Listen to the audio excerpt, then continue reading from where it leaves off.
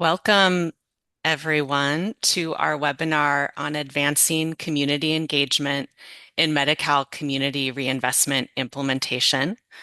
My name is Juliet Sims. I am a director with the organization Prevention Institute, and I'm so pleased to have you join us today. As we get started, I am going to first turn it over to our interpreter, Noemi, to provide some interpretation guidelines on our English and Spanish channel options. Noemi? Thank you, Juliet. Gracias, Juliet.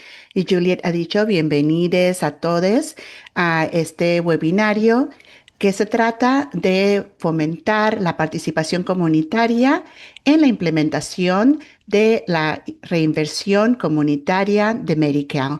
Y antes de empezar, le pasaremos la palabra a nuestros intérpretes para que expliquen cómo nos conectaremos a canales de idioma. Adelante, Noemi. Hola, soy Noemi. Hello, I'm Noemi. And I'm here with my co-interpreter, Omar. Y estoy aquí con mi co-intérprete, Omar. I'm now going to give instructions on how to connect to a language channel so that you can hear either in English or Spanish. Ahora daré las instrucciones de cómo conectarse a un canal de idiomas por si desean oír en inglés o en español. Pedimos que todas las personas, aunque sean bilingües, seleccionen un canal de idiomas. First, we ask everyone, even if you're bilingual, to select a language channel.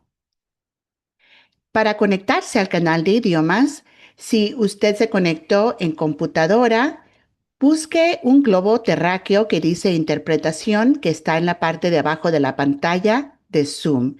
Si no lo ve allí, quizás se haya movido al menú más o los tres puntos.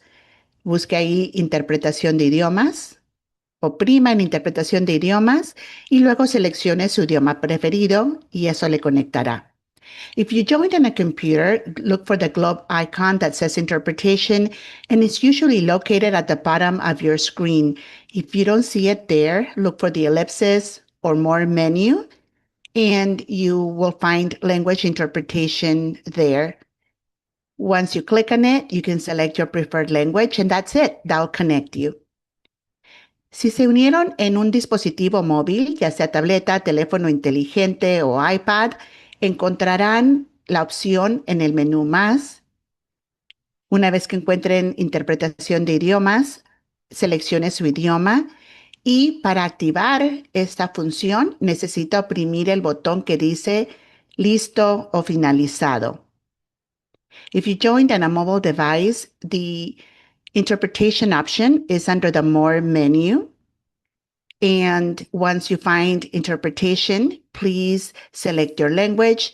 And then you need to press the Done button in order to enable interpretation on a mobile device. And we will now do a quick test to make sure that you can hear us in either channel. Ahora haremos una breve prueba para asegurarnos que nos pueden oír en cualquiera de los dos canales. I'm now speaking English, and if you're in the Spanish channel, you should be able to hear Omar interpret what I'm saying. If you hear Omar in the Spanish channel, give me a thumbs up, a heart emoji, anything that you feel inspired to use to let us know that you can hear us in the Spanish channel. Let's see, is there anyone there? Maybe there's no one there yet. Let's do this. Oh, yes, I see. I read it. Yes, very good, thank you. Ahora estoy hablando español para asegurarme que la familia que está en el canal de inglés nos esté oyendo también en la interpretación hacia el inglés. Lo pueden oír hacia el inglés. Denme un pulgar hacia arriba, un corazoncito. Digan sí. Muy bien, veo a Julia decir que sí. Adelante. Entonces, un último recordatorio es que una vez que empiecen ustedes a compartir pantalla, podrán seleccionar su propia pantalla. Y creo que Juliet va a explicar cómo hacer eso. Adelante, Juliet, te paso la palabra. Thanks so much, Noemi and Omar, for that.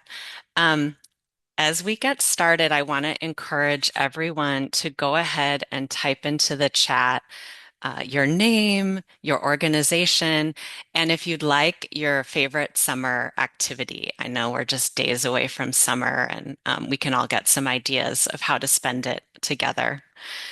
As we move into the presentations today, I want to note that this meeting is being recorded, and that's so that we can share it with participants and attendees afterwards, as well as share it with folks who weren't able to attend. So we will make the slides and the recording available to you.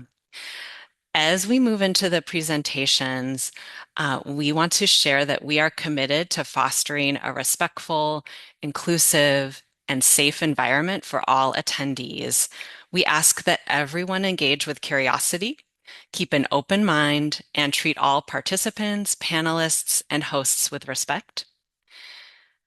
And throughout the webinar, we will be responding to your questions. If you have a question, please use the Q&A function to ask, and we'll work to get to as many questions as we can during the webinar. Because we have such a large group on the webinar, we will be turning off the chat function in a few moments once everyone has had a chance to introduce themselves. And then we will closely monitor the Q&A to make sure we're getting to questions there. And finally, I want to share that we do have English and Spanish slide options. So if you look to the top of your screen, you should be able to select the English or the Spanish slide tab to view your preferred language slides. And we have an image here with that red circle around it showing what that should look like at the top of your screen. With that, I think I will pass it to our first presenter, my colleague, Kristen Golden-Testa. Kristen? Good morning, all. I'm Kristen Golden-Testa with the Catalyst for Community-Led Reinvestment Project. We are committed to strengthening true community collaboration in the Medi-Cal reinvestment planning process. We'll hear a little bit more about that later. On your screen, you should see our agenda. I'm just going to quickly walk through it so you know what's to come.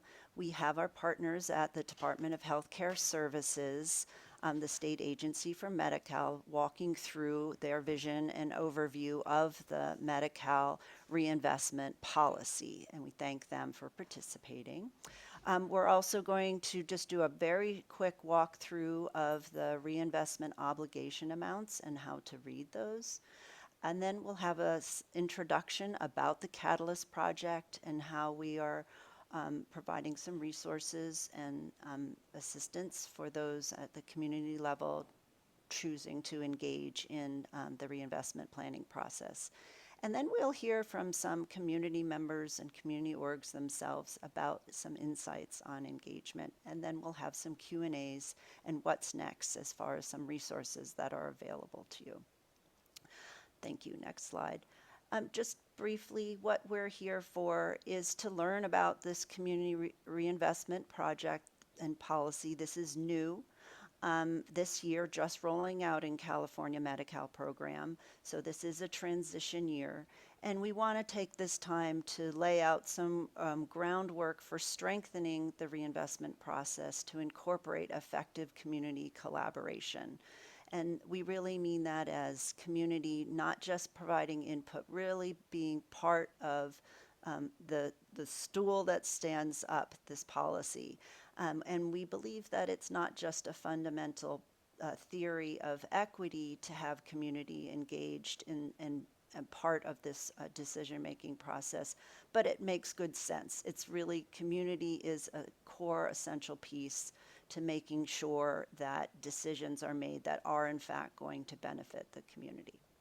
With that, I'm going to hand it over to Hope Neighbor, who is the Population Health Management Division Chief at DHCS, who will walk us through the proposal, the policy, excuse me. And as mentioned, there are slides both in Spanish and in English. And as Juliet had mentioned, if you have questions in the Q&A, some of the DH staff and us will be answering those questions as Hope is speaking. And at the end, we'll lift up a few of those clarifying questions to ask Hope aloud. Okay, with that, Hope, I pass it on to you. Thank you so much. And it's terrific to be here, everyone. I'm so glad you were able to join in. Thanks very much to our host this morning for pulling this together. I wholeheartedly agree with everything that Kristen just said, and it's a wonderful opportunity for us to be here and share a bit about the rationale behind this policy as well as its terms. Before I jump in, I also want to mention that I'm joined by 3 colleagues on the phone today.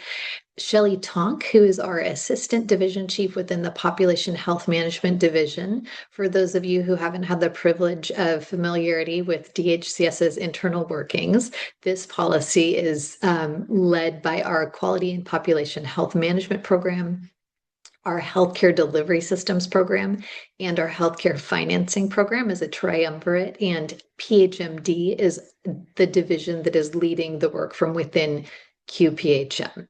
So always try and orient folks to some of those internal workings.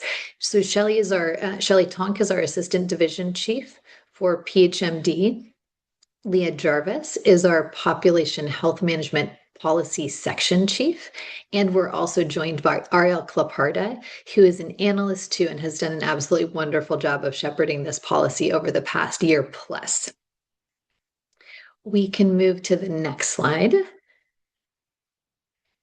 So we have a couple of objectives for today, and please feel free to pop questions into the Q&A, and we will endeavor to answer them as we go along should these objectives not meet your needs. But in essence, over the next 15 minutes or so, what I would like to do is give you an overview of the community reinvestment policy. It's both its timeline and its parameters. That is weedy and a little it can be a little tedious preview, but I will do my best to not make it so. We want to illustrate those places where there is alignment or complementarity between the local planning processes and the community reinvestment policy. And we'd also like to give you an understanding of how you can partner with others within your community and with managed care plans in this planning process, as well as within the implementation of the community reinvestment plans once they're approved by the department. We can move to the next slide. So table setting, what is community reinvestment? Community reinvestment is captured in what's called an all plan letter number 25004, which requires managed care plans and their qualified subcontractors to invest a portion of their net income in the communities that they serve. And the important piece here is that those investment plans are really intended to address the social drivers of health and support the department's general priorities to enable Medi-Cal members across California to enjoy whole person care, including in their communities in those places where some of the drivers of poor health begin, as well as looking at where we can build on local assets and networks to enhance quality of life, health outcomes, and wellness, and hopefully address structural inequality while we're at it. Lots of goals and ambitions here. One of the requirements of the policy is that investment must be based on the community health assessment, and it is highly encouraged to be based also on the community health improvement plan, which is in turn based on the community health assessment. So for this round of the community investment policy, the requirement is the broader community health assessment. And then ideally over time, the investment plans become more aligned with the community health improvement plan, or what we call the CHIP. And community reinvestment plans will need to be submitted to the department by managed care plans for approval by September 1st of this year. Next slide, please. There are 3 guiding principles of this policy that we wanted to drive home today, and you will notice that there are some repeated themes here because we wanted to ensure that these pieces were pieces that you would take away from this presentation and conversation. The first principle is that community engagement, there is community engagement in the development of the investment plans, and there is alignment with community identified priorities. which is mentioned especially for the first version of this plan that is due in September, is oriented around the CHA, the Community Health Assessment. Second guiding principle, as mentioned, is that investment is supported to address the social drivers of health outcomes, and equity. And the third guiding principle is that these investments are in areas not covered by the managed care contracts and not already funded within Medi-Cal. We don't want double funding. We want complementary funding to what Medi-Cal already funds. Next slide, please. A couple of timeline pieces, and you will note, and I do apologize repeating these dates, but we want to make sure that and I'm also laughing because I'm realizing that the raised hands are Noemi's gentle nudge to me to slow down so that she can have a minute to do effective translation. Thank you, Noemi. But some of these dates I will repeat throughout the course of this presentation. So the core piece here of the community reinvestment policy is the community reinvestment plan, and this should include proposed investment activities and funding that is submitted to DHCS, and funding is not meant to begin against the community reinvestment plan until that plan has been approved by the department. The first plan will be due on September 1st, 2026, and subsequent plans every year thereafter on the first working day of September. Second key piece is that the investment period for this first investment plan will be from the date of approval of the community reinvestment plan by the department to the end of 2029. Our objective is to approve those investment plans by the end of 2026 so that investment can begin at the beginning of 2027, if not before. That will depend both upon the plans that are submitted as well as DHCS's speed in approving them. Once those plans are approved, there are 3 years to spend them. And the third piece is that managed care plans will need to submit a community reinvestment report to DHCS every 3 years, which details the investment activity and its outcomes. And that first formal report will be due in the second quarter of 2030. Next slide, please. So first piece I want to expand upon is alignment with community priorities. Next slide. I want to talk a little bit more about the local planning process. And of course, all of you are, I'm assuming here, because you are either engaged in or interested in becoming engaged in the local planning process. So we wanted to spend a couple of minutes here.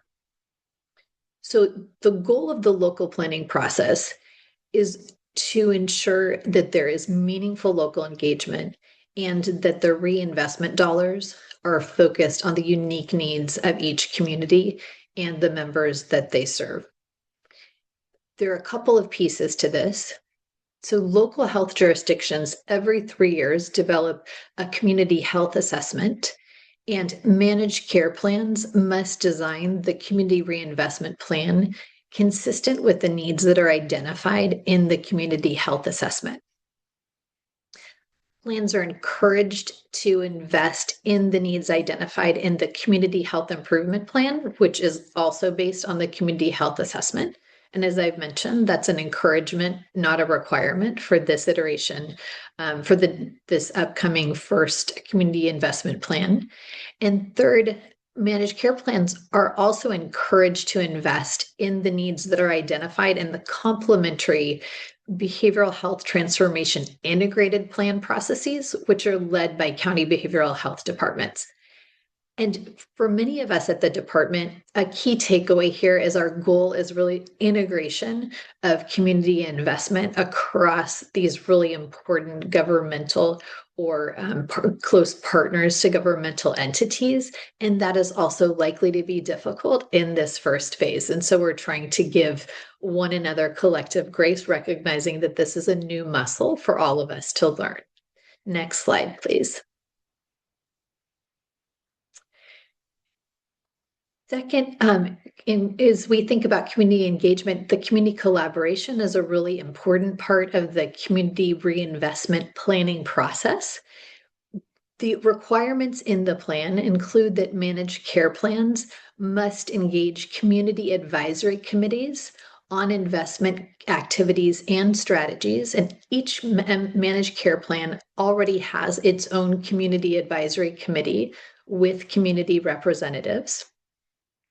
Managed care plans must also engage with their own chief health equity officers in the planning process to ensure that all investments are aligned with overall health equity needs and priorities. And some plans have the chief health equity officers leading the development of the community reinvestment plan. Other managed care plans involve or otherwise consult the chief health equity officers. It kind of depends upon plans, but the requirement is that community health equity officer or CHEO is at least engaged. And the third requirement is that a managed care plan must coordinate with other managed care plans operating in the same county in the development of the community reinvestment plan for any given county.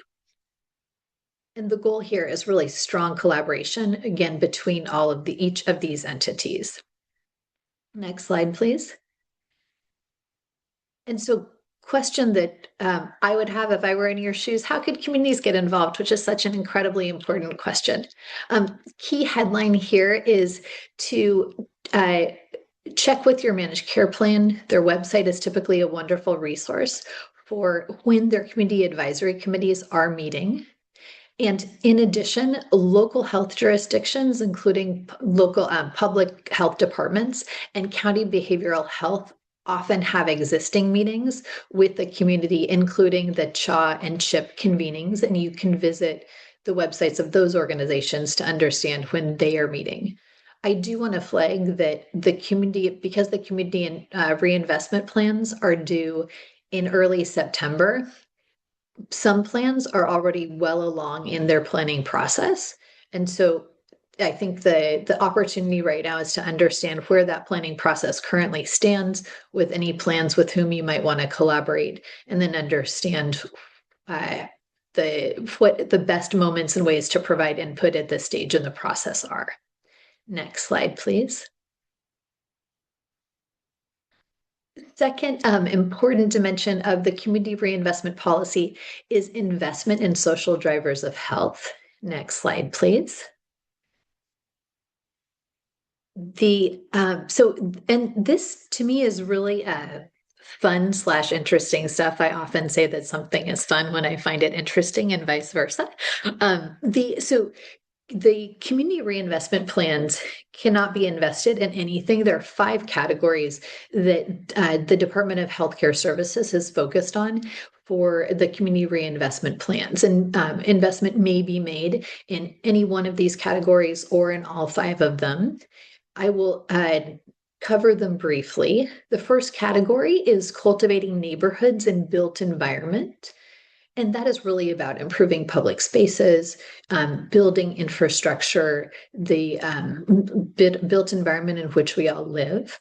The second area is cultivating a healthcare workforce, of course, a critical priority across California and many communities where there are shortages of healthcare workers. I'm slowing myself down so I don't get another hand from Noemi. Third investment category is cultivating well-being for priority populations.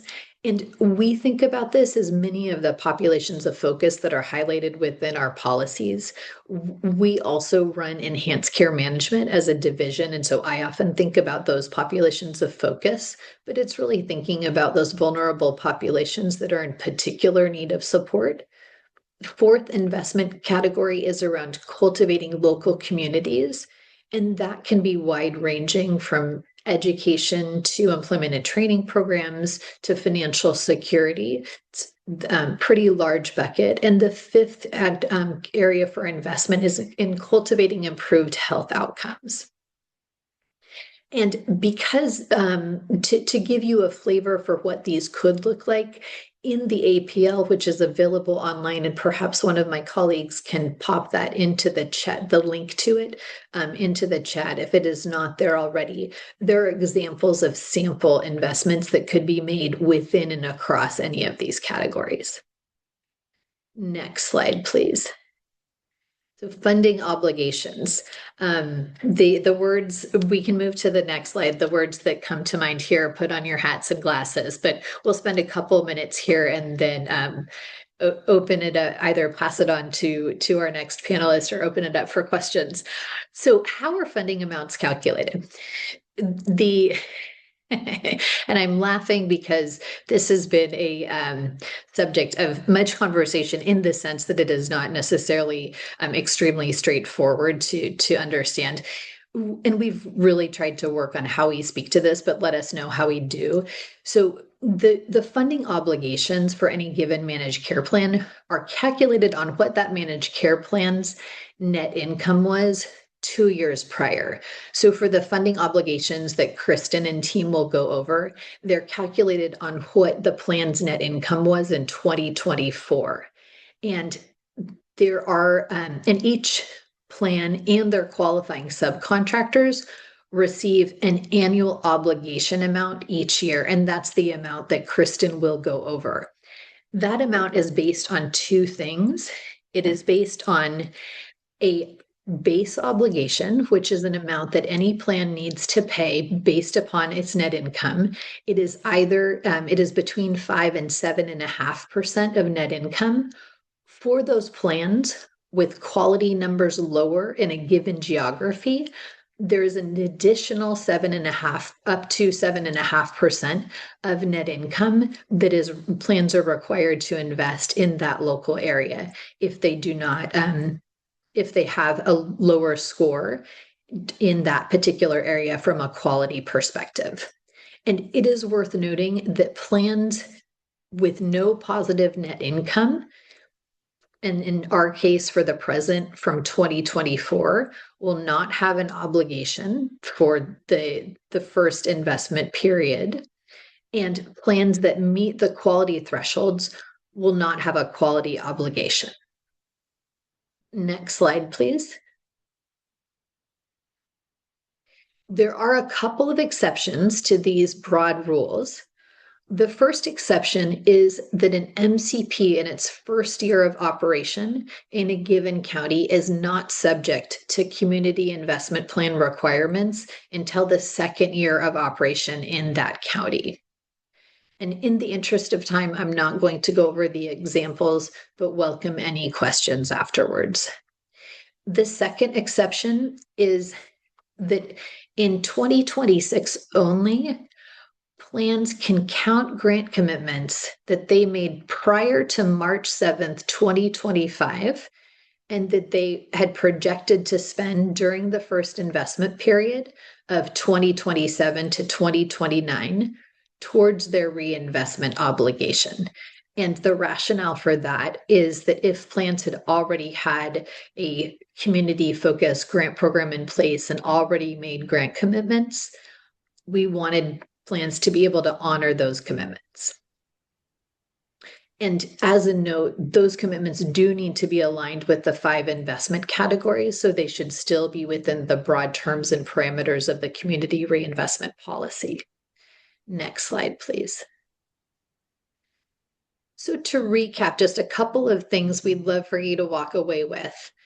Number one, in the view of the department, community reinvestment really goes beyond healthcare. And we think it's an incredibly exciting opportunity for managed care plans, local health jurisdictions, and county behavioral health, as well as community partners across California to drive additional investment into those areas of community development that actually matter for health and well-being long-term. And we think it is such an, I was talking with someone the other day and we were talking about how in the US we've elected to invest a lot in health and a lot less in social services. And that is a choice that we make as a country and a state. And this is a terrific opportunity to counterbalance that a little bit, to take some of our healthcare dollars and put them upstream so that they have impact on some of those longer term drivers of health. The second piece is that community reinvestment is anchored by the baseline requirements of this APL or this advanced plan letter. But each managed care plan and its partners may elect to invest more. They can do more than that, what that baseline requirement is.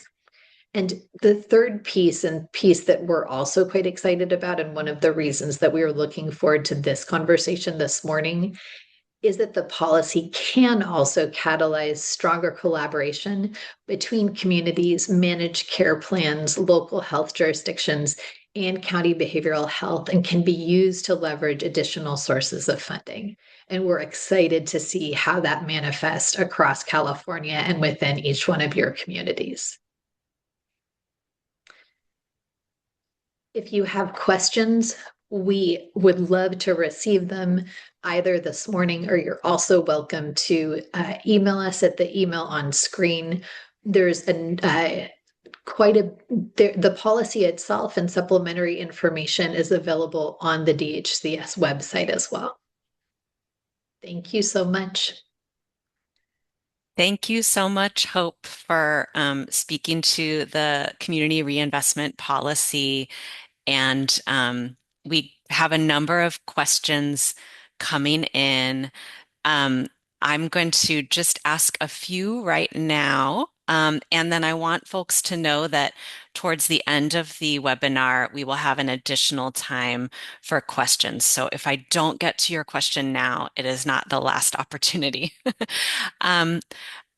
First off, Hope, we have questions coming in about counties who have multiple managed care plans operating within the county, and a curiosity around how that will work. Will all the managed care plans have separate engagement channels for Medi-Cal community reinvestment? I'd love to pose that to you. Yeah, Juliet, thank you so much. And I also welcome my colleagues to jump in with additional perspectives. In the ideal state, managed care plans are collaborating on development of a reinvestment plan with streamlined engagement channels. But there is not an obligation for those engagement channels to be streamlined. So I would expect to see variability across the state. Great. Thank you for that. We also have a question that I think speaks just to kind of reiterating the timeline.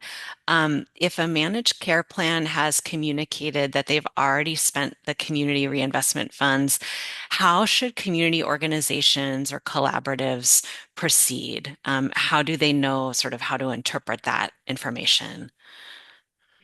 Yeah, it's a really good question. So, the dollars cannot have been spent already, because even for the what we are calling the voluntary commitment, but even for the dollars that a plan might have already slated to spend during the 2027 to 2029 investment period, that is saying, like, let's say hypothetically that I as a plan have an investment obligation of $10 million, and I as a plan have already made a grant commitment with slated spending of $10 million from 2027 to 2029. So number one, it can only be for forward-going spending during that investment period. If a plan says we've already made those commitments, then the piece to be aware of is the department still needs to approve them before they're counted as commitments against the overall reinvestment obligation or opportunity. Maybe we should do a little bit of a branding, a reframe, but against the overall reinvestment obligation. And number two, then there isn't possibility within that initial development of the plan to influence, therefore, the parameters of the plan. I would then look for opportunities to influence the activities themselves. And to me, that's a really wonderful opportunity for conversation with the plan. Hey, this is what you've planned. How is that going to manifest? What are opportunities within those broad contours to provide input? Thanks so much, Hope. I've got one final question that was answered in the chat, but I think it will just be a really useful one to verbalize here.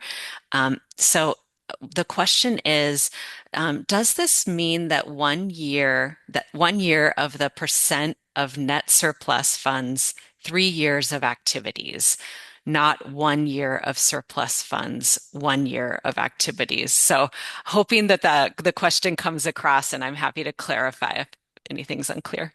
Yeah, no, and I mean, this is where like all of us have spent a lot of time figuring out like how can any language express what this obligation amount is. But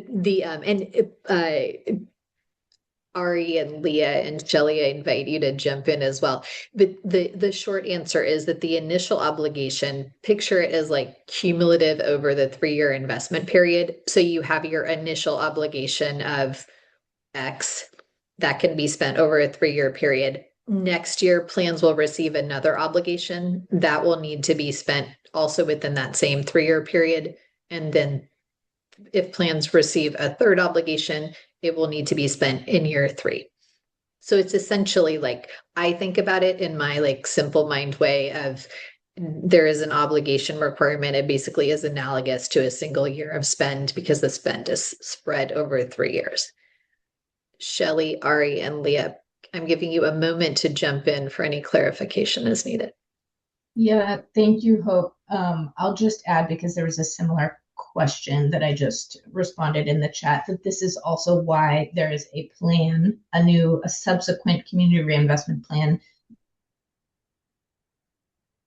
because assuming that a plan has had positive net income for all of the applicable years, they receive their obligation this year, and then next year they would receive an additional obligation amount, and they must submit more information saying how they're going to spend that additional money. It can be more money to the same activities that they already planned, or it can be additional activities, and then the year following. So each year, assuming a positive net income, each year there is an additional obligation and additional information about how they spend that within a 3-year cycle, and then the cycle begins again.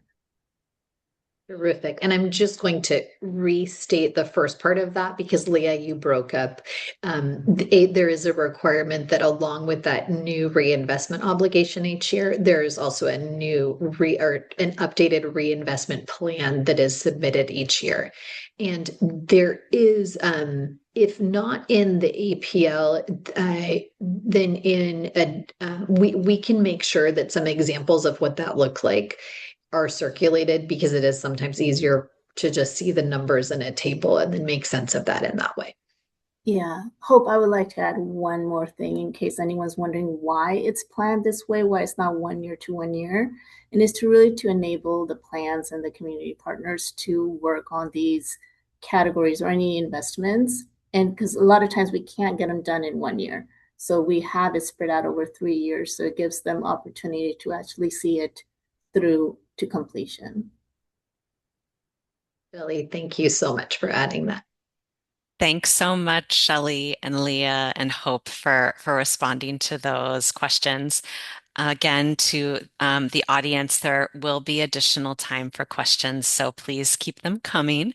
And now I'm going to turn it over to Kristen to share a bit about obligation amounts.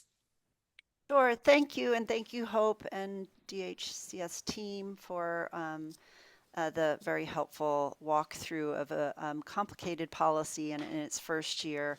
There's a lot to learn and a lot to gain there. So we will continue to answer questions with DHS as we go through. I wanted to share with you now, and this came to you when you registered. We sent this out in the reminder, a link to the 2026 reinvestment obligation amounts. And you heard Hope walk through how those are the definition of base amounts and quality achievement amounts. And so that's what's reflected here. We reorganized it by county. just so for ease of those organizations to understand the obligation amounts by plan in their county. And I just want to make a clarifying point about that. When I say county, I don't mean oh, sorry. Naomi, thank you for letting me know to slow down. When I say county, I don't mean county agency or municipality, I mean county area. So these are the investments that the MCP will be making in that county area, just to clarify. And the little denotes there about no net profit, whereas Hope had described when there is a negative net income, there is no obligation for that year. And the other exception that she had mentioned relating to 2026 for newly operating plans in that area. So 2026, as I mentioned, and as Hope had mentioned, is a transition year with those exceptions in place. Amounts are going to fluctuate each year, and each year will be based on 2-year previous net income calculations. These were the amounts that were shared with the managed care plans and that we received in June. There may be some slight fluctuations, but generally these are the amounts. And what you see on the right side of the screen is just sort of a pull from the table so you can kind of see how to read it. And it's for each county. We wanted to sort of put this into a little context that is, we recognize that this is a very tumultuous time financially. There are many cuts happening at the many levels, federal HR 1 cuts to Medi-Cal, public health cuts, CBOs are having issues with sustainability. And while these funds are super important for community health, they're certainly not going to be sufficient to fill all of these cuts.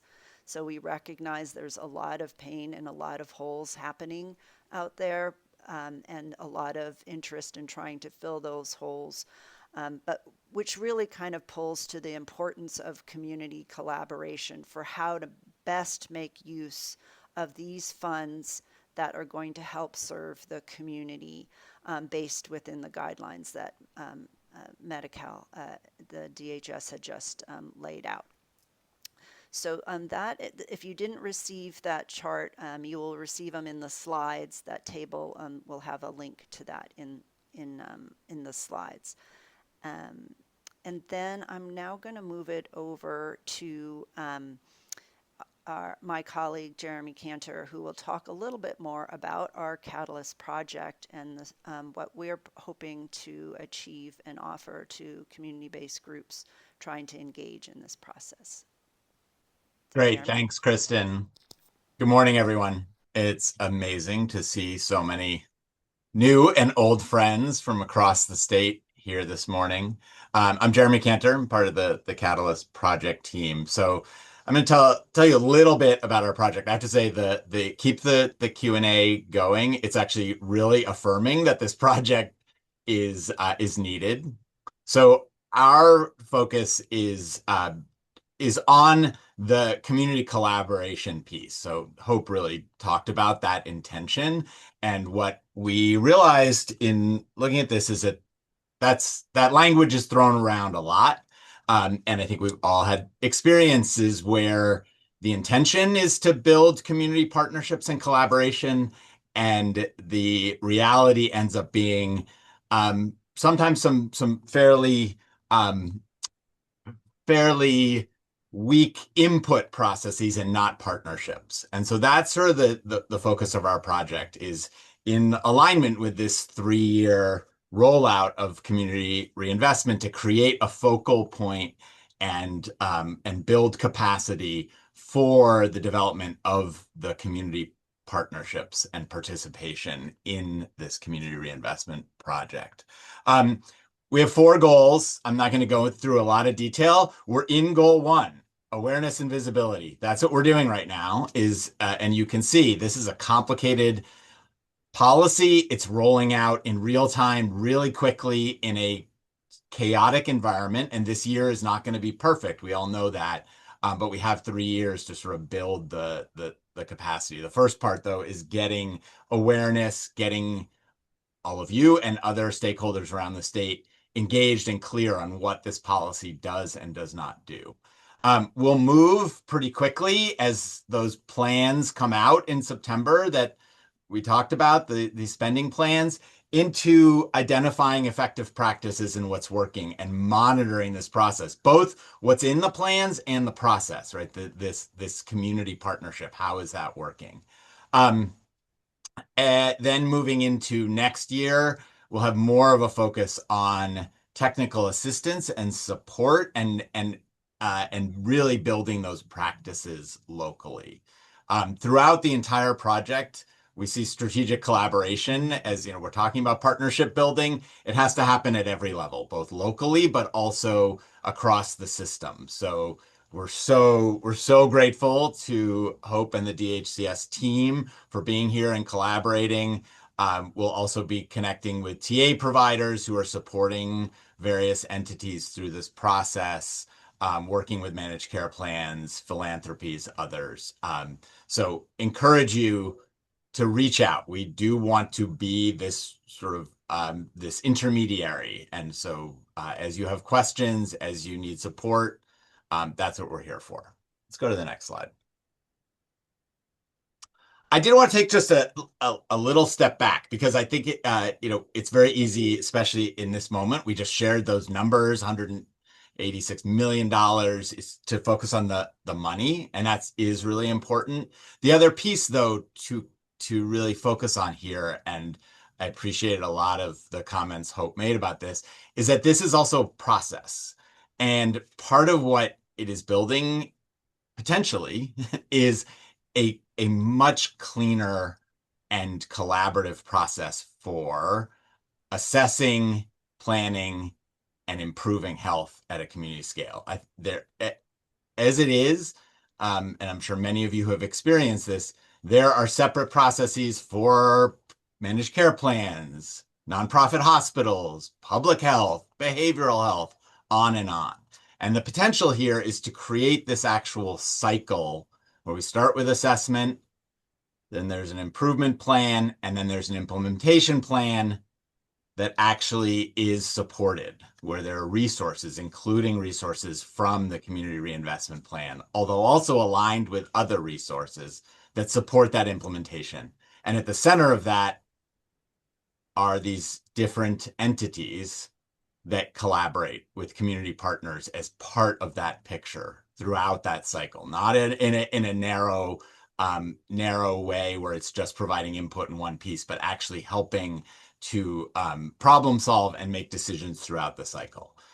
So this is an opportunity to move from input and dialogue to real collaboration, to get to a sense of shared priorities that are actually grounded in what's feasible and real in a given community, to have impact and to be able to monitor that impact over time and to align resources. It's not only about managed care plan resources, it's also about other resources and how they get aligned. And actually, somebody asked the question, even to get the resources from multiple plans in a county, focused on that same set of shared priorities. So this is going to take time, but this is sort of the vision of where this can go and the value of doing this sort of collaborative planning. Next slide. So how do we start that cycle? So where are we right now? We've talked a little bit about this. There's a real opportunity to start to build these relationships and to connect with others in your community, in your county, who are potentially going to provide input and shape these processes. It probably doesn't make sense for 80 different entities to approach the managed care plan at once. So a good first step is to connect with others and existing multi-sector collaboratives and coalitions to speak with one voice. It can be valuable then to reach out as a group to understand from the managed care plans what their process is going to look like and where the input points are, because it's going to look different across the state.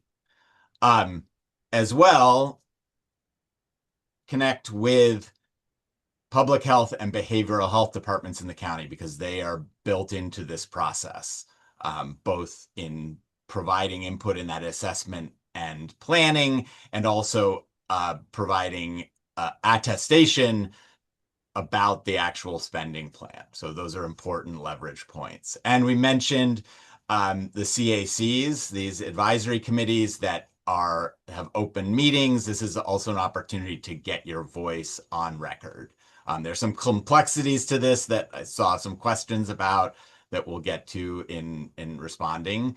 But this is also an opportunity to weigh in and provide input in this process. Next slide. So we're committed to putting together resources that support you. We've just started. This is our launch. We're underway. So we do have a website which we'll share that's under construction. We're building as we go. Kristen shared the reinvestment amounts by county are there.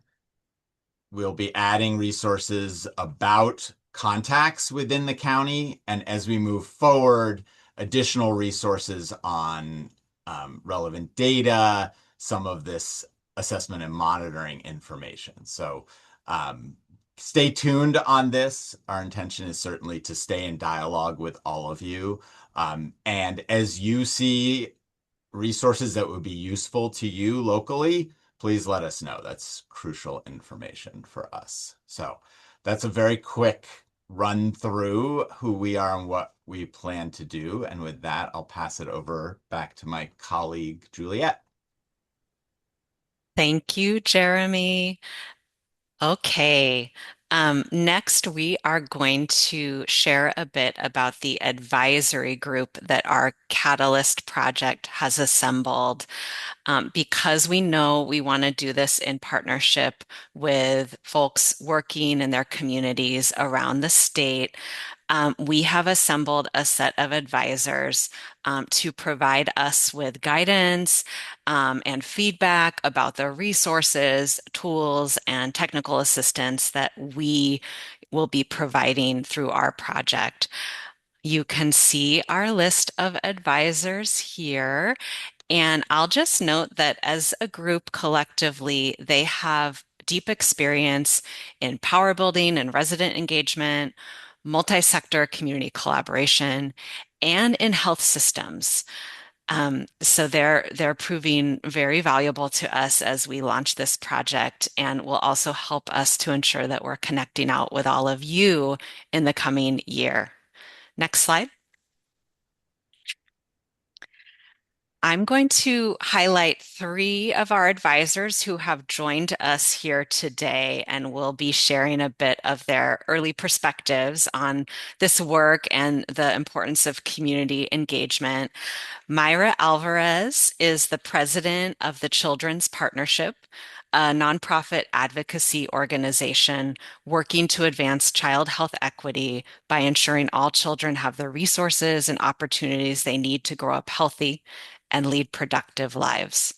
Mayra brings years of experience in cultivating collaborations to advance more equitable health systems, including the Children's Partnership's Bringing Up California, a multiracial, multi-sector coalition of community and statewide organizations, advocates, community organizers, and service providers who are advocating for holistic policies and programs that center the assets and needs of California's Black, Native American, Asian American, Pacific Islander, and Latine young children and their families who face the greatest systemic challenges. Welcome, Mayra.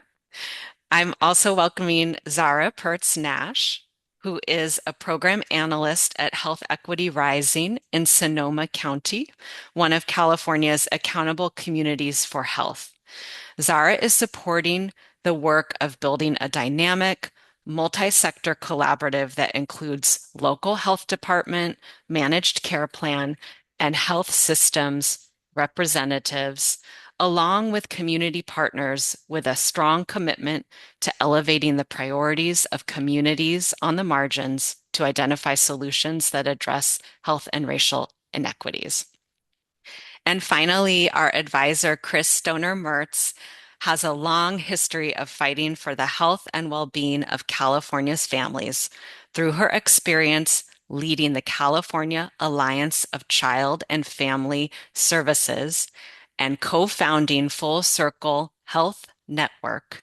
Chris brings deep understanding of how policies made in Sacramento play out in communities and how factors outside the clinic walls shape health. So welcome, Mayra, Zara, and Chris to our webinar.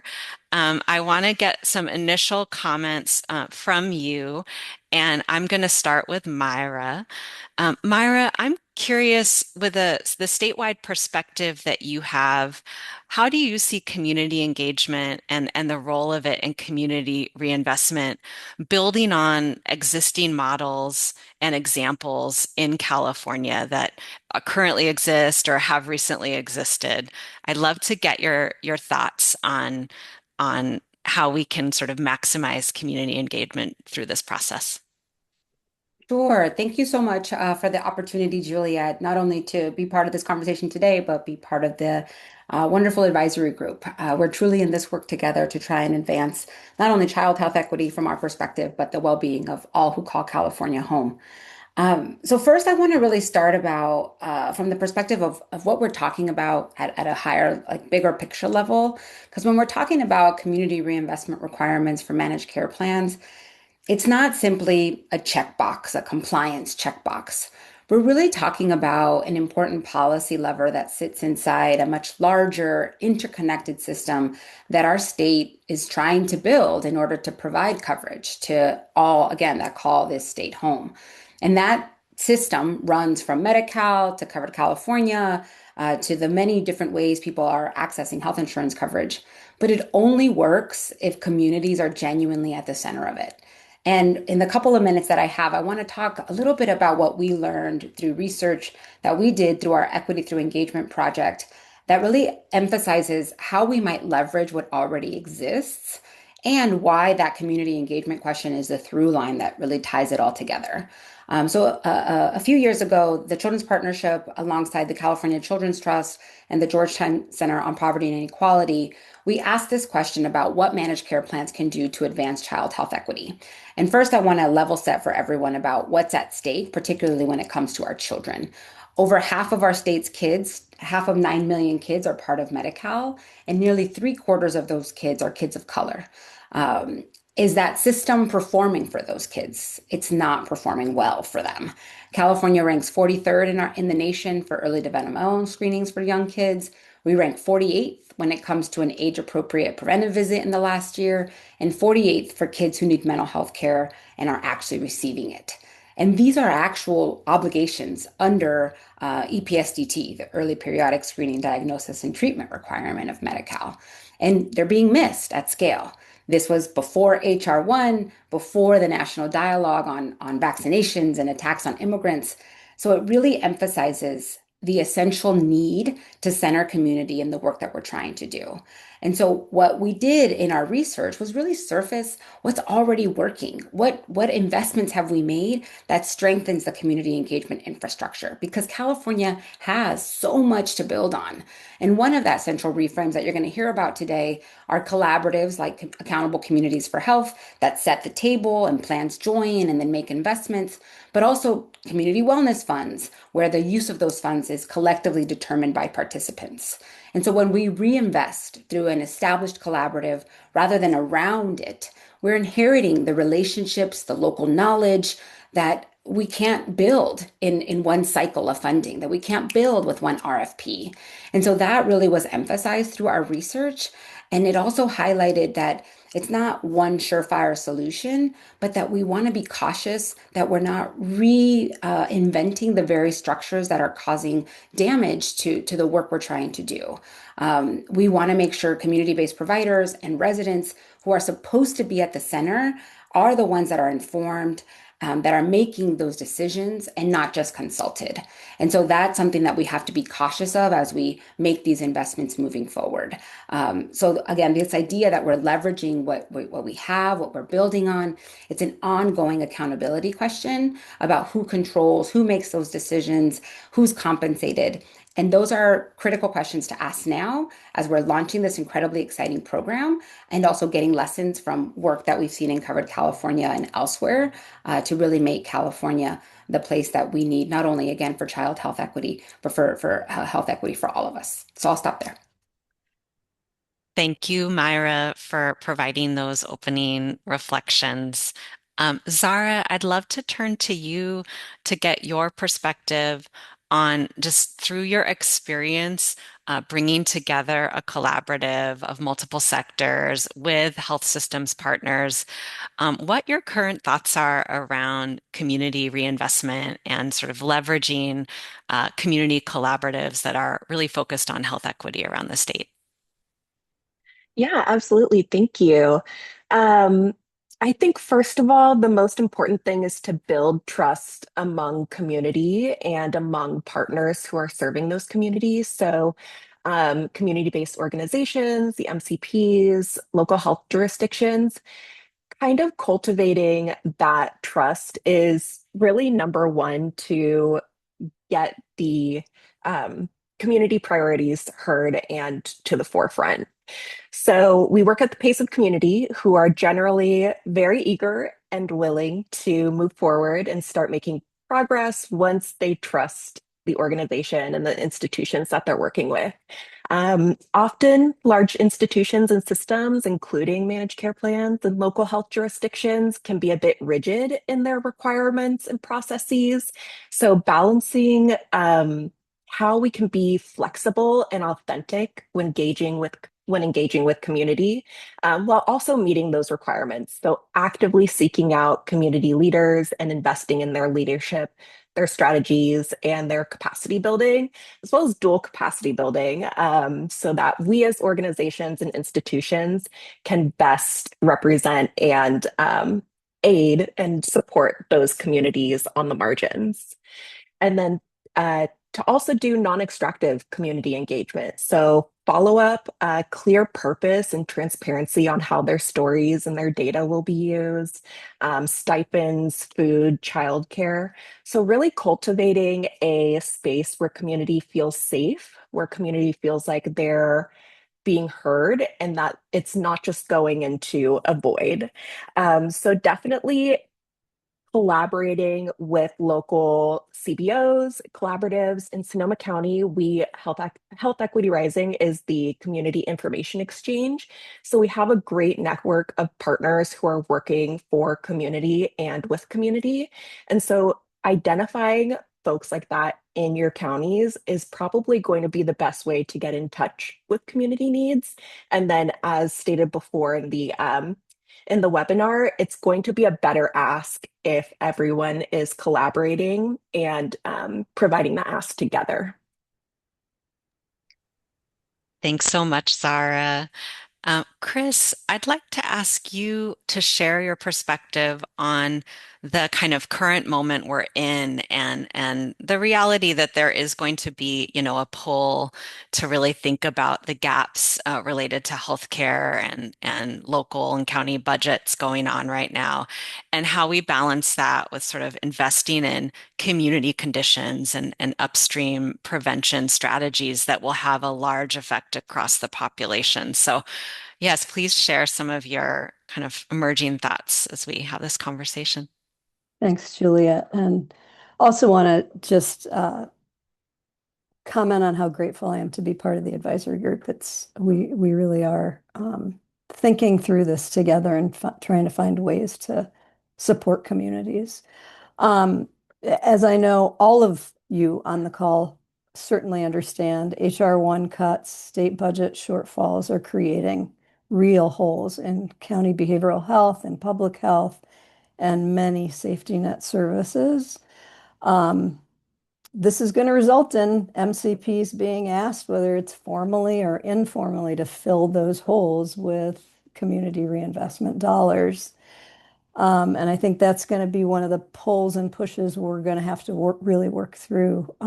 They're also facing their own margin pressures and will be tempted to direct reinvestment toward clinical quality activities that reduce some of the downstream costs.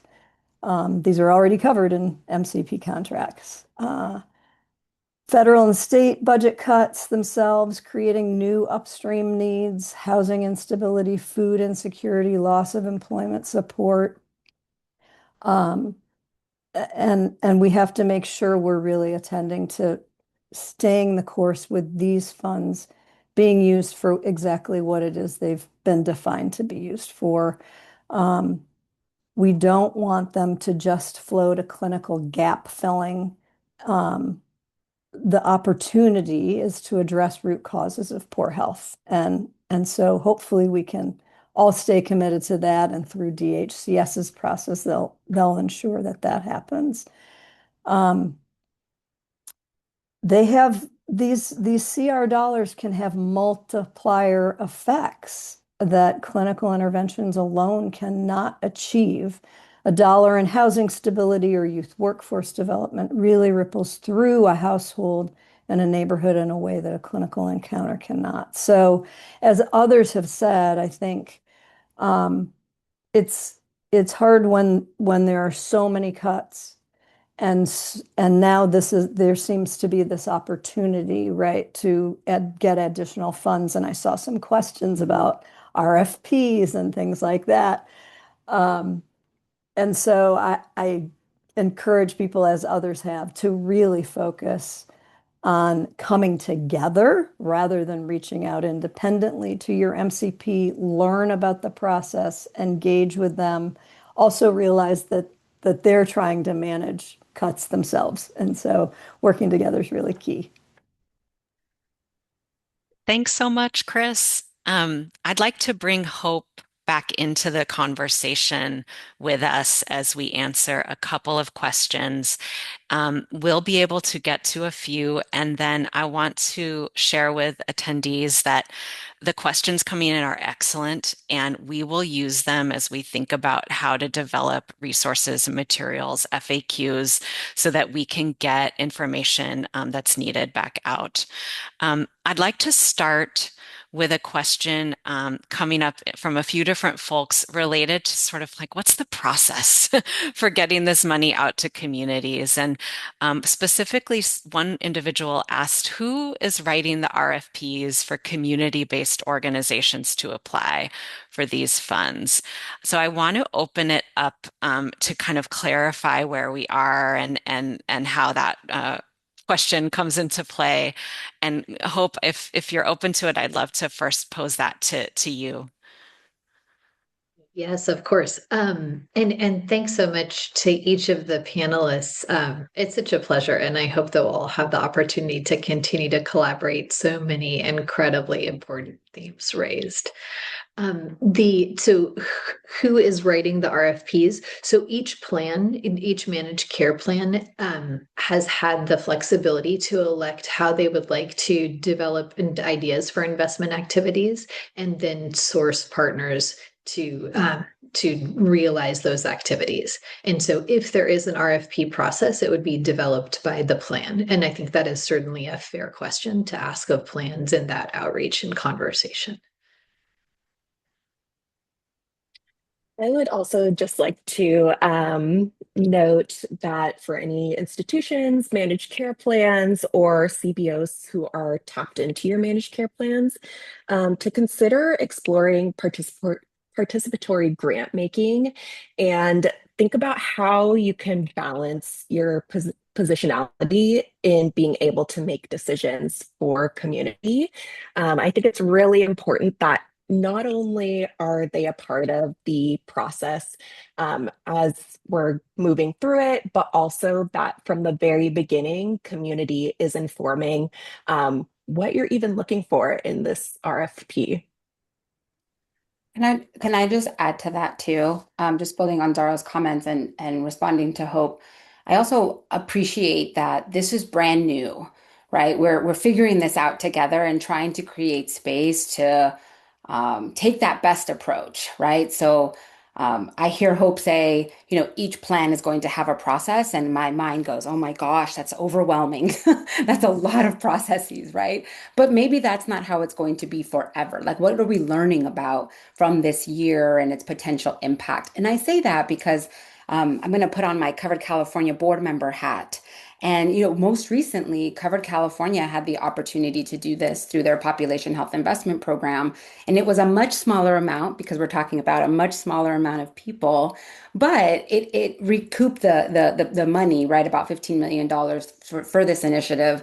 And they focused on blood pressure control, diabetes management, colorectal screening, and childhood immunizations. And just to give folks in the audience an idea, this then invested in a grocery support program for people with chronic conditions, a child savings account program that was tied to well child visits and immunizations, and then support for primary care practices to build population health management capabilities that serve both Covered California and Medi-Cal enrollees. And that came from experts and community members that came up with these ideas that collected those funds. So a different approach than what we're taking in Medi-Cal, but it's lessons learned and reflections that we can open up in order to be able to improve this process for moving forward. And that's what I think is so incredible about this conversation and this partnership is that we're creating space for less learning and evaluating and reflecting so that we can do the best job moving forward for our state and its people. Thank Yeah, you. can I just respond to that and just lift up? So I think that is it. What Mayra just lifted up is so incredibly important because much of my work prior to joining the department is in international global health with an emphasis on community and collaborative approaches to grant making. And I will say that for any entity, including managed care plans and county local health jurisdictions, county behavioral health, that has not done this type of grant making before, because I was thinking, reflecting about this conversation, like, if I had to start from the very beginning, like how hard it would be to, in its, not a flip of a switch, but a relatively short period of time, like put all of this infrastructure in place. And so I think thinking about like how each one of us and each one of you can establish those relationships with the plan to begin to propose some of these collaborative ideas, I think is really powerful. If I were sitting in a plan, I don't think that I would object by any stretch of the imagination. I may at this moment, consistent with Mayra's comment, and particularly if my plan spread across many counties, think like, holy cow, this is a lot to orchestrate in a relatively limited amount of time. Thanks so much to each of you for that response. With just like a minute left for discussion, I'm hoping I can ask what is potentially a large question that we can kind of start the response now and pick up on it in materials and discussion offline. But there's a number of questions coming in about accountability and sort of how DHCS will track and affirm that plans are aligning with the policy. Someone mentioned an accountability dashboard, and would something like that be available? So I'd love to just get initial thoughts from you about how your team is thinking about accountability. Thank you so much for the question. We take accountability really seriously, and we're determining what that transparency can look like. But there will be transparency in terms of the dollar amounts invested. And our bias is that my bias is always that we err on the side of transparency because that's the way in which we can all work together. I think that not having the same information inherently introduces inequities of power that are not the space in which we want to live. Thank you so much for that initial thinking, and I know there will be more to come. I'm going to turn it to Kristen to wrap us up here. I know you'll may be wondering about next steps and how to connect with us. So Kristen, please wrap us up. Great. Thanks so much, Juliet. And thank you, Hope team and our community partners. Thank you so much for the presentations. I wanted, if you could put up the slide, the last slide.